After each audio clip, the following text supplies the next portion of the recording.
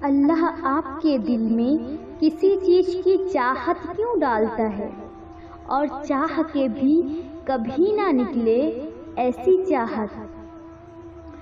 آپ بے بس ہونا شروع ہو جائیں، ہر دعا ہر تہجد میں مانگنا شروع کر دیں۔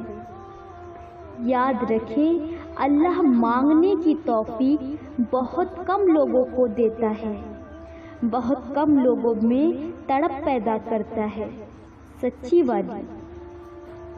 اگر ایسا ہے تو بس مانگتے رہیں، وہ نوازنا چاہتا ہے آپ کو۔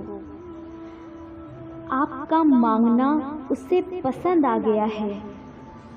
پریشان مت ہو، ڈرو مت، اللہ کہتا ہے میں تمہارے ساتھ ہوں۔ وہ سب کچھ دیکھتا ہے اور سنتا بھی ہے، وہ تمہارے ہر ایک پوشیدہ راز سے واقف ہے۔ وہ صرف چاہتا ہے کہ میرا بندہ بات کرے، امید مت ہارے، اور آپ امید مت ہارو۔ وہ رحیم ہے، معاف کرتا ہے، اور یاد رکھیں دلوں کا سکون صرف رب کو یاد کرنے میں ہے۔